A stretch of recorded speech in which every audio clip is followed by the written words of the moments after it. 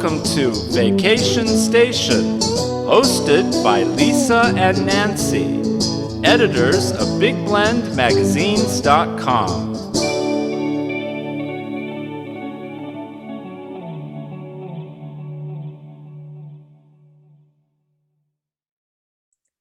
Hey, everybody.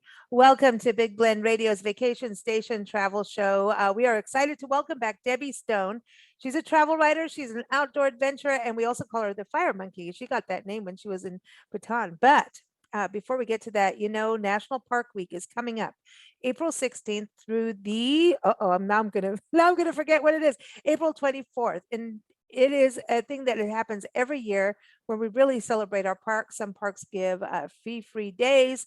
There's Junior Ranger Day within that week, and also Earth Day happening on April 22nd. So we want you to be prepared. So we wanted to talk about some of the parks that Debbie has just been to. She did, and well, she's been to more even since, but she did a awesome road trip from Virginia Beach down to the Florida Keys, and she visited 3 national parks while she was on this road trip. And we're going to be talking about them today. We're going to talk about Biscayne and Dry Tortugas in Florida. And also we're going to go to South Carolina, which was actually her first park in this road trip, to talk about Congaree National Park, which is one of the least visited parks. And Nancy and I love our swampy parks, and apparently she got that and the ocean and all kinds of bird life and all kinds of good stuff. So it's good to have her back on the show. And normally she's on every month, and we're just giving her an extra date here. She's normally on every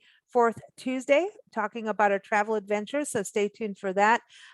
We've got another great story coming up this month. So welcome back, Debbie. How are you? I'm doing well. I've just gotten back from another journey, and I'm excited to be home for just a little bit so I can play catch up. But it's always glorious to explore, especially the national parks in this country. And I've had this goal to do. I know you are doing like every park and mapping it all out. My goal is a little bit more modest, and it's just the 63, I believe, national parks. Yeah, it's 63, and that could change any day.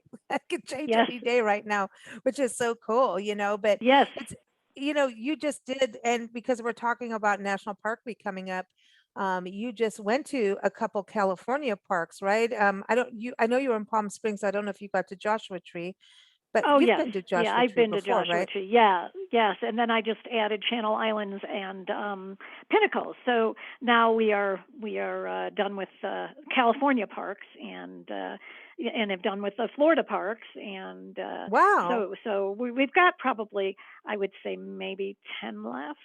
And Oh, so we're just trying to plot them out, and so not we're to do gonna get them a little all at once. jealous on you now, right? Is that what's Oh happening? gosh. It's a race for the parks. But no, but here's the thing. Now, do you have a park passport?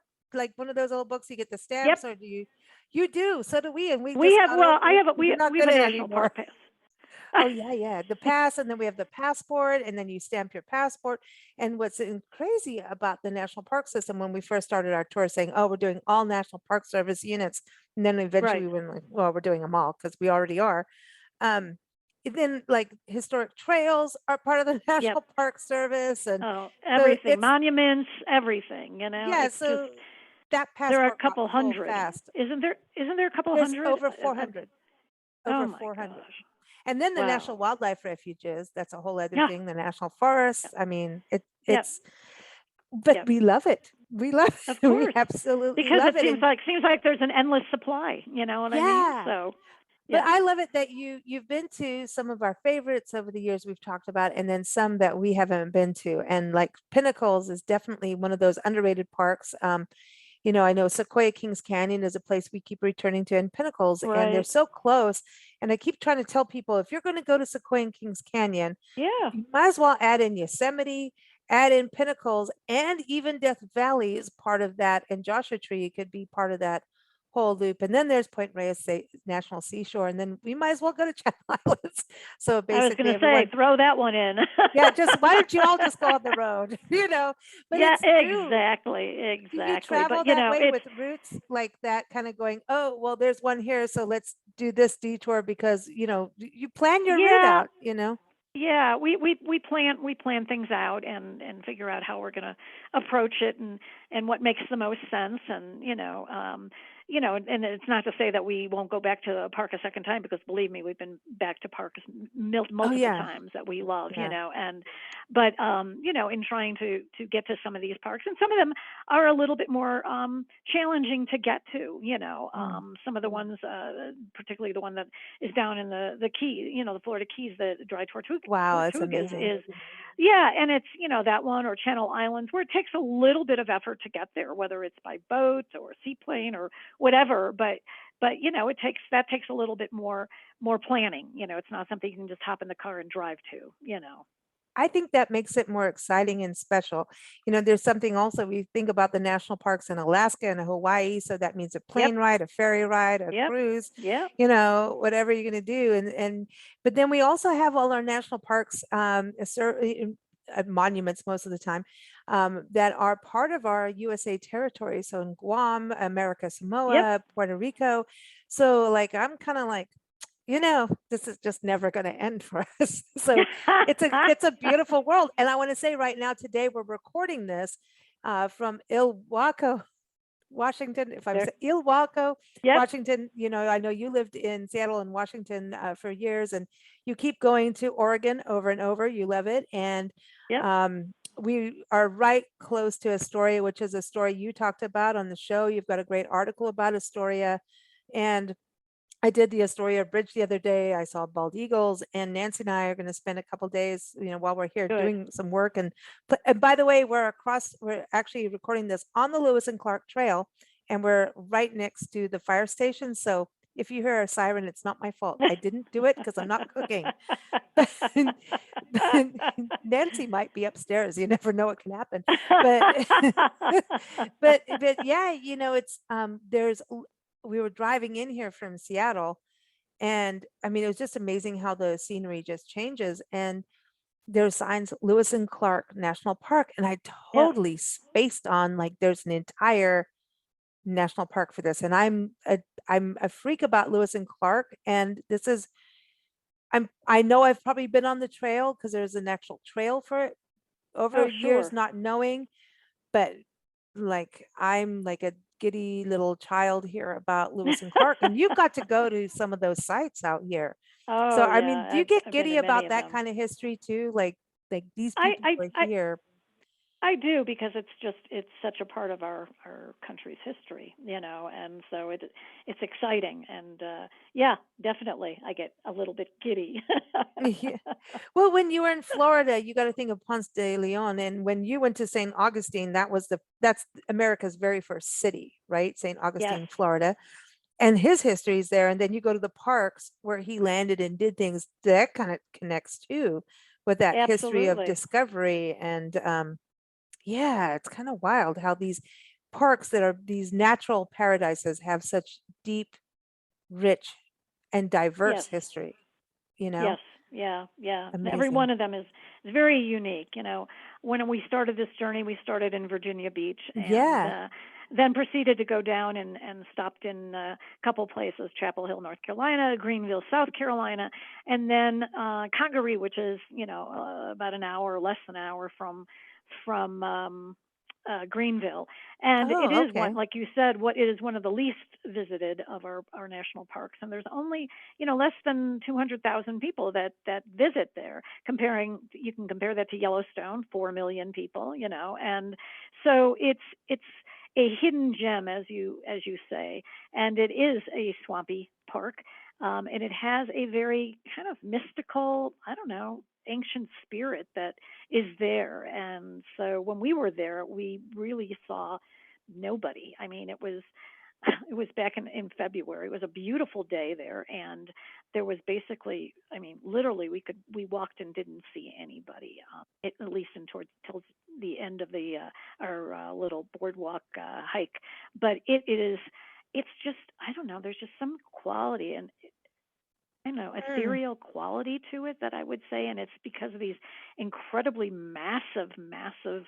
They call them champion trees, which are some of the biggest of their kind in the country or even in the state, and these bald cypress that are just dramatic and stately and you know what I mean. And it's just it to me, I don't know. There's just something about trees. I mean, when I felt it when I was in Hmm. Sequoia as well. You know, there's just something about these ancient these ancient species. You know. Well, you also the palmettos, and I know South Carolina is all about Yes. palmettos. And by the way, don't touch the Spanish moss in South Carolina. You'll get the little jiggery things that get on Yes. your ankles, and don't do that. And they have some amazing state parks and national wildlife refuges in South Carolina. We started getting to, but we didn't get to Congaree. That was, I keep going, oh, we got to do it. And Nancy and I are suckers for swamps. We really are, because it's there's a mystical vibe, Yeah. It and is. there's a mystery to it. It's like, what's in the swamp? It's like maybe those old Yeah. movies did it, but the cypress knees and everything. It's like this is real. It's not just in the movies. This is real, and it really makes the American landscape diverse. When you think of America from living in another country, you always think about, Yellowstone and those big iconic things, but you don't necessarily think of swampy. This makes me feel like now we're kind of South American and African.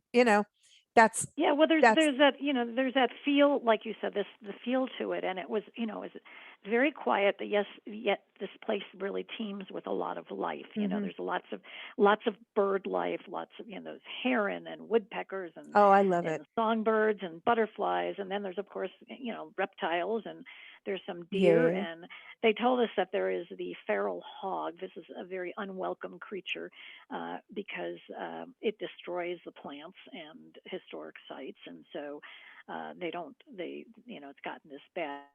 They're cool though. Is deserving. Yes, they are very cool. It's like the javelina pigs.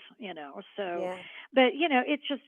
But to me, I just admired these amazing trees and these kind of like knotted root systems that are really important. People think, oh, these are gnarly things, but they are really good for stability. Hmm. For the forest floor. And then those knees, as you mentioned, I found those. I love those. I thought those were just. Hmm. They look like little gnomes, You know, popping up all over.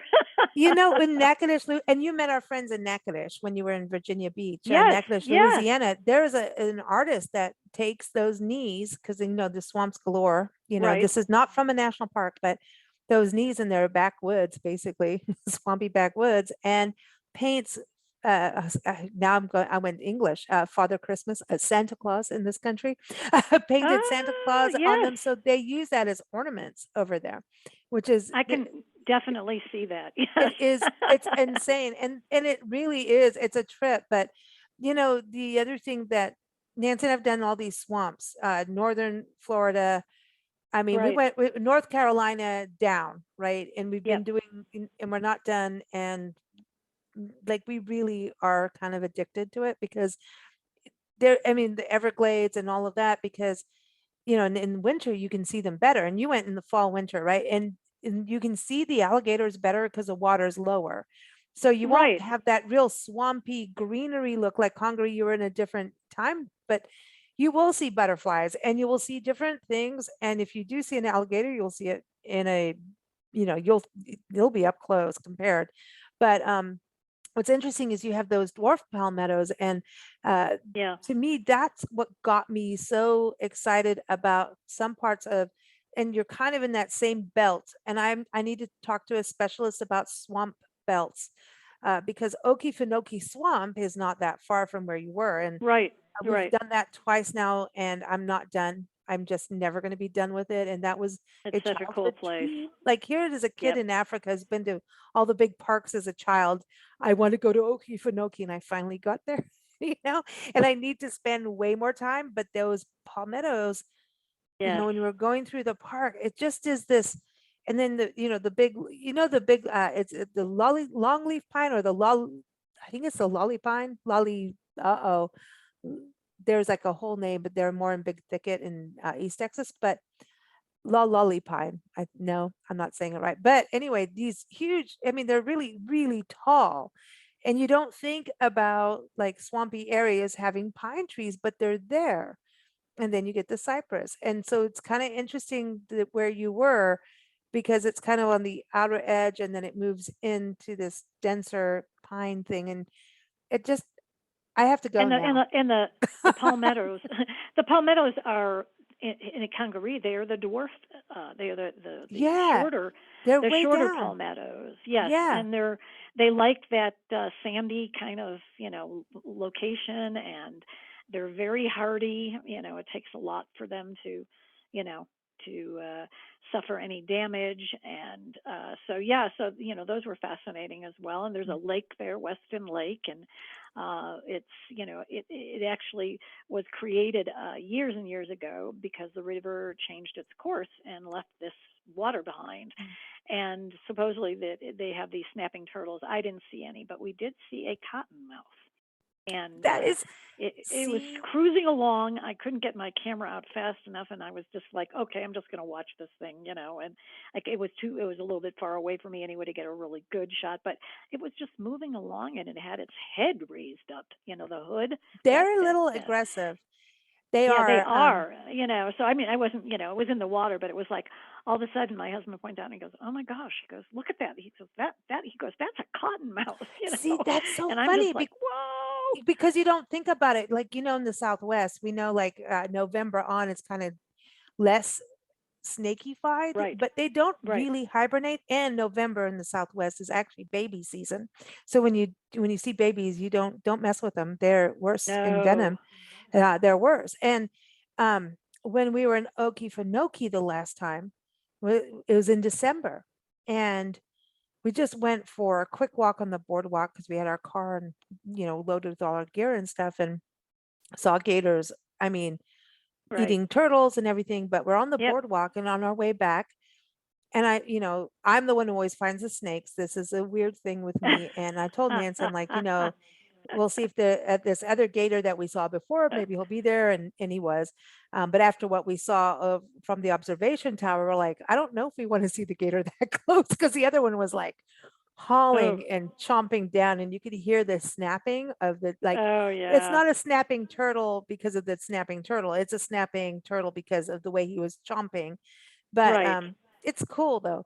And so It we were is. walking and I see a snake and I look at it, and Nancy couldn't Uh, see it from where she was standing. We're on the boardwalk and it was right by my ankle.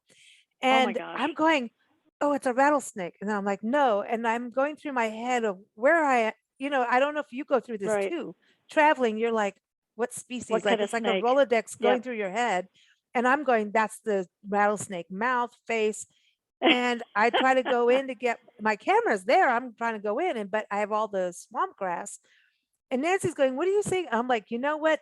We need to move, because he raised himself up, and Yeah. I did get some shots, but nothing, magazine Yeah. worthy because of the grass. But like, if I went in to get that one shot at that one, I would have gotten it. Yeah. Like, no, Yeah. and no, but it did turn out to be a cottonmouth, because I had to go research, because that's why I thought it was a They rattlesnake have that, face. they have that triangle, the Yeah, head, yeah, the that's the one. triangle. Yep. Don't mess with the Yep. triangles. Yeah, yeah. No, but I mean, I It's love cool though. viewing wildlife, in a cautiously up close manner if I can, whatever it is. This was in the water. I had But isn't no it cool to see him in qualms, the but it water? was Like, in, so cool. He was just yeah, cruising along, with his head out yeah. of the water, and it was We like, forget. what is that? Oh, What is yeah. that? We forget about snakes in the water. Like, people in the Colorado Oh River, like, yeah, hello, there's rattlesnakes in there, just reminding you. They do, and they do go out at night too, which is yeah. really, I want to do, the Okefenokee Swamp has like night tours in the Oh swamp. And yeah, yeah, I want to do that in Everglades, but like, the yeah, water is so, I mean, water is life. And this is something yeah. that really, you went from swamp. And then, I mean, now before we go on though, you went from Virginia Beach, where you had King Neptune, who I called Zeus, and tried to put Debbie on a boat on our last interview, but she didn't. But there are boat rides there. So you didn't do the boat in Congaree. I just got to double check. No boating action there. No boating in Congaree. Okay.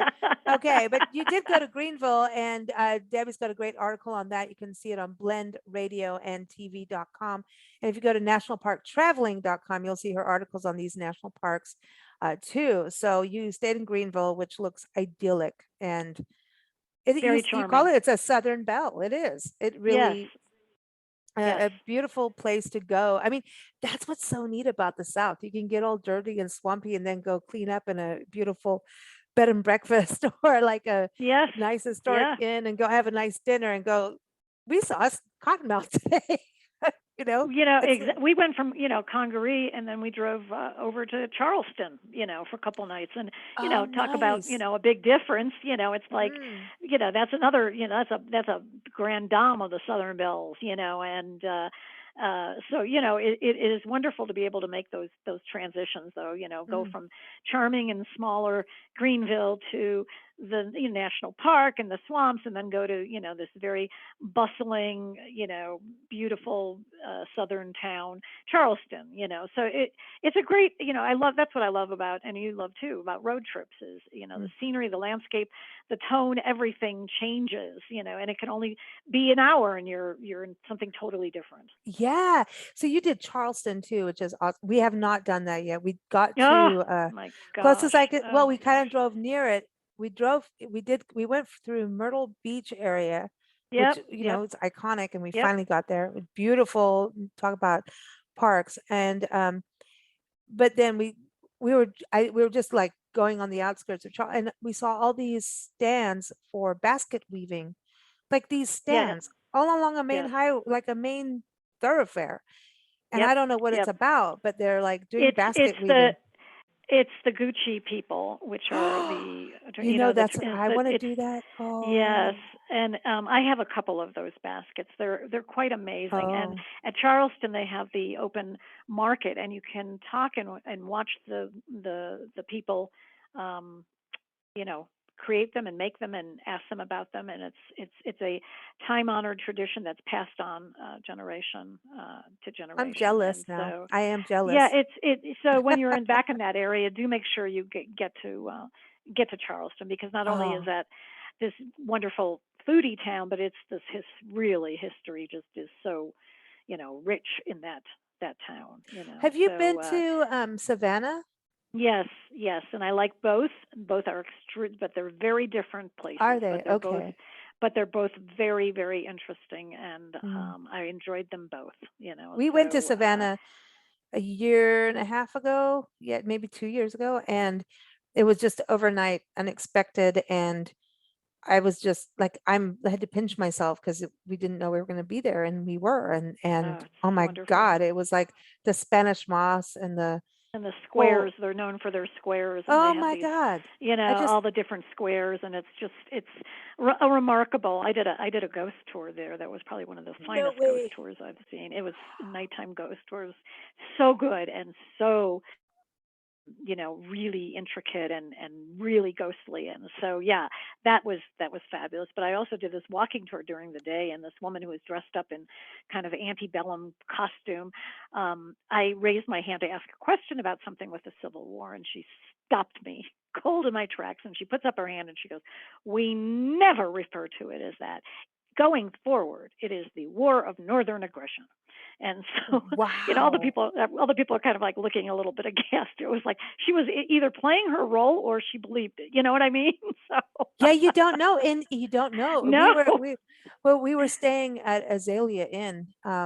It was really cool by Forsyth Park, and she was talking, and she has all this historic, because it's a historic inn, and all this kind of controversial, and she's really nice, and right? she's people are like going, talking to her about the history, and is this Yeah. inclusive or not? And she's like, well, we are very much as an inn, and what happened in the past, we're not erasing it because it's what happened. This is the painting that was on the walls. Why are we going to take down ancient history? So it's this Hmm. really weird visit. I don't even, and everyone go listen to the interview. It's on nationalparktraveling.com, Azalea Inn, so you can hear it from her and not my mouth right now, so I don't get anything wrong and nobody sends me bad emails and whatever. But um an amazing in and amazing history, and it's complex. And I think Yeah. that's what's so interesting with travel. You realize, like, listen, human beings just have done horrific, horrible things on all colors and all nationalities. We've all done bad things. And when you travel, you also start to you see all that, and you see also how connected we are. And I think our national parks really showcase that too, because they also connect history with the land. And so Of that's course. what's really interesting. Going south, you went to Biscayne National Park, and you also went to the Florida Keys. And I want to kind of jump to the Florida Keys Okay. first, because Okay. that brings in the Spanish history, so much history. And like you were saying, one of those, I mean, you also went to the Keys, the Conch Republic. And everyone, her Right. article on that is on blendradioandtv.com. But, um, you know,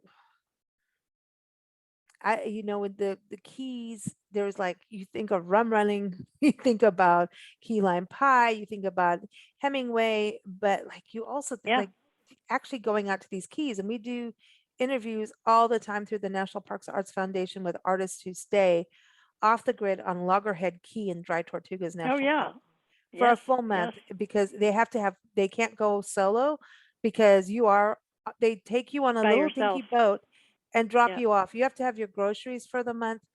So like we'd need like a boat of wine if it was Nancy and I'm like, I don't know if they would do that. Just give us a bag of rice and wine. I don't know. But they see, I mean, they're there with sea turtles, and it's Yeah. just this It's magical thing. But yeah, you went on the seaplane. You didn't go in a boat. You right. went on the Well, plane. the boat takes a couple hours, and we decided to expedite that process. And I wanted to see the landscape from up above as well. So we took this wonderful seaplane from Key West, and you fly over these areas, and it's narrated too, as well as the pilot, who also interjects a lot of his own narration. But you see all these different things. I mean, we saw some marine life. We saw, I mean, blobs, but they were, the pilot was like, they're, these are stingrays, there are sharks, and we also saw these incredible like mangrove islands, and then Mm. these coral atolls, and then we saw all sorts of oh, we saw some shipwrecks from up above. No way. And it's an active, the whole area, in this one area called the quicksands, which is named appropriately, obviously, but it's a treasure site. So treasure hunters have been finding things from certain events and incidents of ill-fated voyages. There were two of them, these Spanish boats, and this was back in the 1600s, and they were heading to Spain with a lot of New World plundered treasures, and Spain was waiting because this was, riches for them, and they needed them for their coffers. And so, but after they left Cuba, a hurricane occurred, and the ships went down, and there was, hundreds of people who drowned, but also there was about a $500 million worth of gold and silver in there. And Wow. so it was lost. And then, years later, 1980, there was a famous treasure salver named Mel Fisher, who he and his team discovered a portion of one of the ships and recovered about $25 million in artifacts and treasures. And then years later, they found just a couple miles away another section, but of the other ship, and a $400 million find. So there are still lots of lost riches there, and there are still people that go out there and try to find them, hoping to, to win the lottery there, so to speak. Wow. I mean, but it's pretty amazing, when you Yeah. think about, yeah, what's out there. I mean, the whole East Coast to me is fascinating, like all the shipwrecks of North Carolina. I mean, Yes. and Yeah. that was a mode of transport way back when, of, logs, wood, Yeah. coal, you name it. That was a transportation route. And you've got to think what it was like to be on those ships back then. Oh, It wasn't gosh. necessarily the pleasure cruise. It wasn't like the boat ride we've No. been talking about over the last few shows. It wasn't a No, fun like, oh, let's have some wine and look at no, dolphins, no. It was not your. It was not your typical cruise, so to speak. Mm-mm, And mm-mm. it's just so so the seaplane really gave us perspective, and Yeah. then the seaplane lands, and I love the way it lands because it just kind of kissed the water, is how I say it, Ooh, and it lands onto Garden Key, which is one of the keys that make up Dry Tortugas National Park, and you see this enormous fort that makes its appearance, and it is Fort Jefferson, which is a very historical uh, fort, and it is one of the national park's most significant sites. 1840s when it was constructed, because the U.S. wanted to control the navigation to the Gulf of Mexico and protect their trade, which was headed to the south. And so, they started building it, but it took it continued for like 30 years, and it was never finished. And it was eventually served as a military prison for deserters during the Civil War. And actually, it was so interesting to find out that four men who were convicted in the President Lincoln's assassination of being complicit, were held there. And so, yeah, it was. And there used to be a couple thousand people that lived there, and very difficult conditions because it was hot, and getting fresh water, getting fresh food was difficult. Diseases were there, and there was a moat around it that was like an open sewer, actually. And so eventually, in the 1870s, the Army abandoned the fort, and it became a wildlife refuge because there was nesting birds and egg collectors who wanted to steal the eggs from those birds. So eventually, wow. flashing forward to 1992, that's when it was given national park status. And you can go in the fort, do a self-guided tour, and go through and look at it, and imagine what it was like with these plaques. They tell you about life there, and there's also some of the military leftover paraphernalia that's there, and cannons, and you can go to the top and get this amazing panorama of the whole island. It's amazing, and not only is it a beautiful area, but it's just so historic. Mm. See, that's what I was saying, that tie between history and nature, you know, Yes, um, yes, is always there no matter what park you go to. And I think Dry Tortugas really has that. And the coastal right, parks are always interesting too, because there's always like a military thing, because like they have to be the yeah, lookout or a launching pad, yes, or, when we're yes, talking about America, Samoa and Guam and Virgin Islands, most right, of these are actually military sites. right. So it's even like Point Reyes. Oh, you should go there. Have you been there? You've been to Yes, Point of Reyes. course. Yeah, Oh I my lived in God. San Well, Francisco for a number of years, oh, so yeah, yeah, so yeah, gee, yes, so let's do beautiful. a map of where Debbie hasn't been to. Because right I have now it's I have so a map weird. in my off I have a map in my office, and it's like there are Yeah, so many swaths of the world, particularly, that I've not been to. So it's like it's there's weird. a lot of pins, but there's not, I can see big swaths of empty spaces that I have not been to yet. Yeah, there's a lot, but it's like I'm going, it's so weird that we're in your old home turf and you just traveled I through our own know, home turf. And it's like, I this is know. so like a switch of odds. But like, yeah, for us traveling on the road, we don't get to have the big maps with the pins anymore. All of that's gone. But I get my Google timeline and they're like, you went to 1,600 places last month. I'm like, really? What the hell? What did we just do? Is that why I'm tired? I don't know. Yeah, You know, yeah. it's like, it's Maybe that's why. Yeah, there's a fatigue. yeah, maybe that's why I drank so much wine. I don't know. But it wasn't in all 1,600 places. I can guarantee that. But Oh no, my it's gosh. really quite interesting about like, going to all these different, and I think our parks just do this amazing. I mean, obviously the National Park Service is different in regards to management and Yes, protection. And national yes, parks are the ultimate in protection of yes, these they are. historic legacies, stories, artifacts, and all the natural wonders.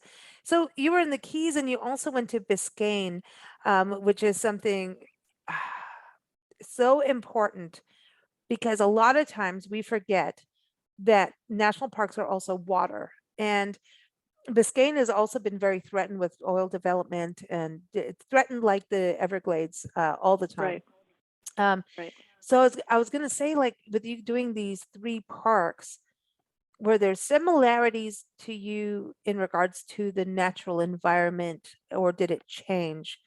Um, Well, I think Congaree has Different, that yeah. whole swamp effect, but Biscayne has the bay, which is all water based there, and of course, Dry Tortugas is also keys and islands and water based as well. So there's some similarities in terms of creatures, wildlife, bird life, that kind of thing. But of course, there's but it's very interesting because you mentioned this history connection, and of course, Dry Tortugas has that whole history connection, and so does Congaree as well, has a lot of history. And also then Biscayne itself has tons of history. And I wanted to be able to split my time out on the water in a couple of different ways, because you can explore the park in so many different ways, whether it's if you want to snorkel, if you want to go on a guided eco tour, if you want to do a paddling adventure. So I wanted to see the mangroves because that's a very big a portion of the park that's quite well known, because it's the longest stretch of mangrove shoreline left on the country's eastern shoreline.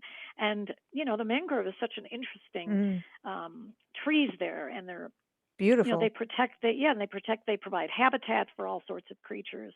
But anyway, so I did this paddle the mangroves and seagrass meadows excursion, which was a guided kayaking adventure for the first part, and we went into the mangroves, which, by the way, if you're trying to navigate a kayak in these mangroves, it was kind of gnarly. It's a little bit of a maze, and you get hung up on some of these roots, and so anyway, the kayak that I was in, which with my husband, became the divorce boat, kind of thing. So, Uh-oh.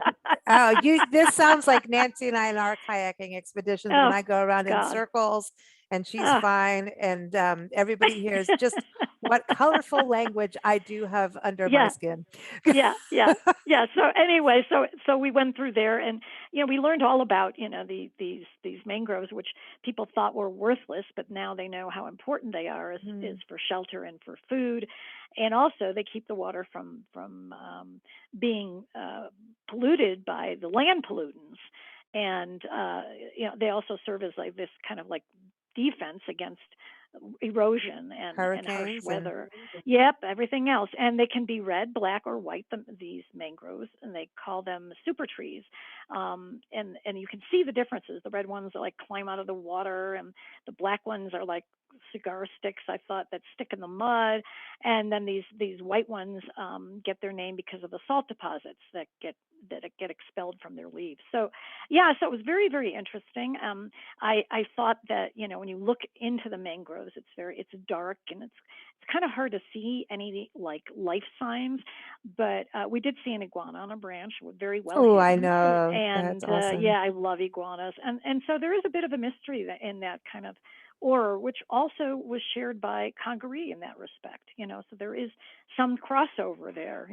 And yeah, so we paddled around, and then chose on another day to do a guided boat tour to Boca Chica Key, which Mm, is a very interesting island, and leaves from a very interesting place called Deering Estate, which is a 1920s home of a man named Charles Deering, and mm, it's now listed on the National Register of Historical Places. You can go and tour it, and it's fascinating. But you're there at this historic estate, and you're looking out at Biscayne Bay, a beautiful place. I understand why he wanted to have a home there. It was one of the reasons he bought the home and also built another one, and it was for his to showcase his art collection, because he came from Chicago, and he didn't want a mm, fire like the Chicago fire had mhm. been to destroy his valuable collection.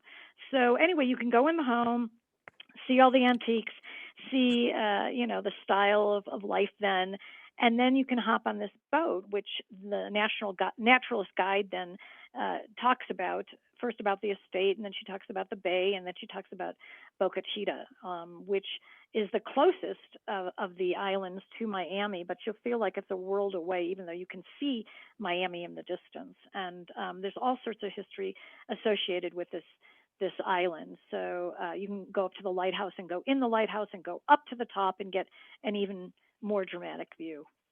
That's amazing. I mean, and then what? Honeywell ended up owning it. The Honeywell, Yes. the dude. Yep. And now it's in Yes. the Park Service hands. And it's so interesting because so many of these parks you find like, you know, all the big industrialists, the big Yes. dudes Yep. purchased Yep. this property. And a lot of times they were giving back because they realized they weren't that great to the environment either. And we're trying to give back and do things right. And then when they pass, it would go to a park service or state park or national park or Right. it's these stories are all around America, and it makes you feel a little bit better, and Honeywell is a huge deal in this country. I mean, for so many Oh my reasons, gosh.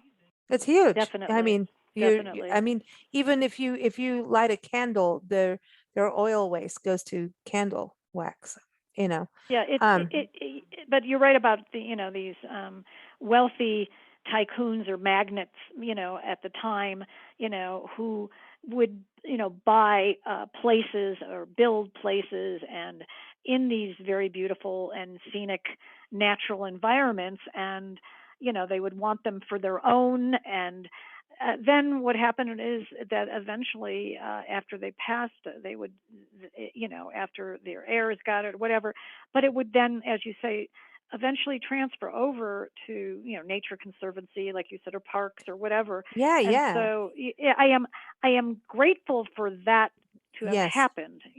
I really am, because without that, it may not have happened. Well, yeah, because I mean, we have a fight right now where, a lot of beaches are like you have to be in the resort to go to the beach. And so the Right. locals don't get it. I mean, we have some interesting things Sure. happening in the tourism world that aren't so good. Definitely. And so when it comes to Definitely. responsible tourism, you know, the Yeah. beach, the mountains, the forest, they should be public places, Yes. obviously managed, maintained, and that's where our taxes go and our fees go. But when Yes. people buy Definitely. up certain things, and then it's like, sorry, you can't walk on the beach, even though you live here and Right. pay taxes here, it's the same kind of thing. And when it becomes something where everyone can enjoy, we've got Right. to we got to enjoy that and kind of balance out. The tycoons made their money for some things. Sometimes they did good Right. stuff, sometimes they didn't. And it helps balance the scales is how I look at it. I really do. Yeah. I just go, okay, These are go ahead. in the no, I was going to say, these are such valuable assets for our country. Yes, And so huge. I to be able to make them available to the public, and so that we can appreciate them, we can love them, we can explore them, and we also then can take, have skin in the game in terms of conserving and preserving. Mhm. The other side of the coin is, when you go in these parks, you'll see the original homesteads of people that lived in ways that you Yes. just couldn't even imagine doing in Yeah. swamps and in hurricane conditions. And like, of course, park rangers live out there too, Yes. and seasonal Yeah. workers and camp hosts and everything. But it in a little bit of a different time than what it was in like the 17 or 1800s. And when you go to these places and you realize how people actually worked the land and tended their own farm or something like Right. in a swamp, like you're like they got cojones. I'm Yeah. just saying, They Yeah, these it, they did, because you know what? I mean, the conditions that they lived in and that they made a life in, are amazing. When I think about it, it's like, oh my gosh, it's I know. would I have that the whatever Yeah, chutzpah to yeah. do that? Yeah, exactly. That's why I say cojones. I kind of feel like I'm allowed to say that, but it's true. Like, when we were in Mount Rainier, just going back to Washington, since you lived here, it was one of our first parks on the tour. And here we were in Mount Rainier in August, and of course, bundled up and cold because I don't know, we're desert people, man. And when it gets cold uh, in the winter in the desert, you just make a fire and then it's nice. But this is a whole different thing. And I'm not complaining. I'm just saying. But we were out, and the sun came out, it was nice and sunny. It was beautiful out in the paradise, and yep. Nisqually and all the wildflowers. I mean, it's just there's nothing like it. And this Mountain Rainier, like when we went there, I'm like, oh hell yes, we're doing this tour. we are so doing it. And it was one of those parks that changed everything for us. And Yeah. it really, really was, because there's also swampy, the meadows are kind of swampy too, but It's we yeah, it's a beautiful park. Beautiful. you go to Longmire and you see where Yep. people lived in little cabins, Yes. like Yes. sequoias. You saw that, Yep. Heltharp in the log, in a Yep. log, in a sequoia log, and you're going, how did you Right. do this it's cold? How did you do this? And then, I think people moved around and maybe not always there in the winter, but I mean, people were so resilient and persistent and hardcore, like survivalists, to be able to do this. And I'm like, now we're complaining if our internet doesn't work or my phone Right. is out, like, Right. And that man. but that's why when you go and visit places and parks and natural environments, it gets you away from the our lives, so to speak, and we get to see and learn about lives before us and how it how they changed and how they helped to bring about an awareness of that area. So many of those people who, kind of hung in there and, saw that this area should be conserved and preserved and, went to bat for the areas and, held campaigns to get the attention of people and the governments and presidents to, get the protection they needed. And they saw something there. And thank goodness they did, because, without that, protection, those places would be, Mm, places where people would be building and constructing condos and whatever, And it's, to me, if people take the chance to just go to a national park, I think they're going to find that it is a very transformative experience. I agree. I agree. It's go, and don't feel like you have to be a big crazy backpacker or boater, hiker. No, no. There's something for everyone and everyone's athletic ability, or like, and also there's accessibility. There's trails, Yes, whether you're in a wheelchair or you're pushing a stroller with a baby. yeah, There is something for absolutely everyone, and that's what they pride themselves on, and work to do. That's what our tax money goes to this. And so yes, it's good to go use that. And one of the most cost effective places. I know we're talking about National Park Week. A lot of times, National Park Week, a lot of parks have free days. Junior Ranger Day, which is a great way to get yes. your kids involved with a Junior Ranger booklet. And quite frankly, I don't care. Like, I think they're fun. I don't need to be a kid, and I dig them. No, of course. But yeah, I mean, and there's park free days too. Not just like Veterans Days, normally one. So there's a lot of days throughout the year. Just look it up. Go to nps.gov for the National Park Service website and look where you want to go. Look at the state. Look at, start planning. There's so many Facebook groups. We have one, Parks and Travel Community, on Facebook. Everybody answers each other's questions. Hey, I'm going here. What do you recommend? And then, like Debbie, traveling out there with her stories, and us, there's so much. It is a wonderful thing. But Debbie's normally on our show every fourth Tuesday. And so this is an extra segment we're doing just in special of National Park Week coming up again, April 16th through 24th, 2022. I mean, this is, evergreen conversation no matter what. But Debbie, you'll be back on April 26th. So we want to give everyone a preview of where you're taking us, because I don't want to mispronounce it, because I know I will.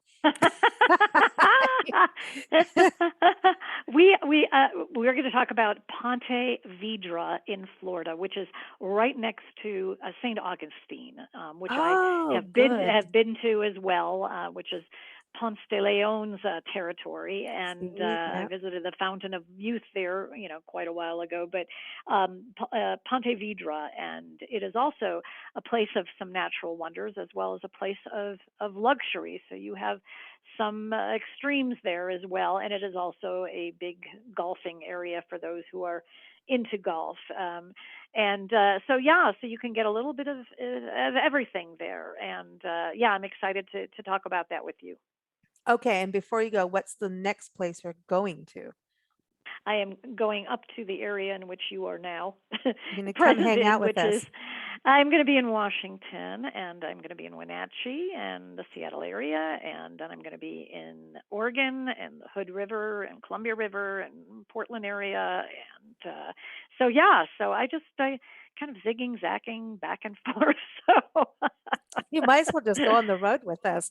Seriously. yes, yay! Yeah, we'll take care of the pets and you go out there and, and go do the travel part. No, Happy, but I happy to know, do that. we're having so much fun. I mean, it is really, you know, people travel in, and I know gas prices are high. I know it's not, but they are coming Yeah, down. Just saying, we're in yeah, Washington. We got yeah. under $6. We're under $5 now. So I'm feeling quite happy about that. It is getting better. And, when you do these adventures, you can go to one area and just explore it well. So you don't have to, go on an Right. epic, crazy time. You can do things No. bit by bit. You can follow routes like the Pony Express Trail is a National Historic Trail, a part of the National Park Service. You just do one part every year. It's a great project Yes. for a family. Like, oh, we're going to do all of the Florida national parks. Well, then just do Right. it bit by bit and have it, Right. get in one park and that's your thing for that time. So And there there's a lot also of are ways.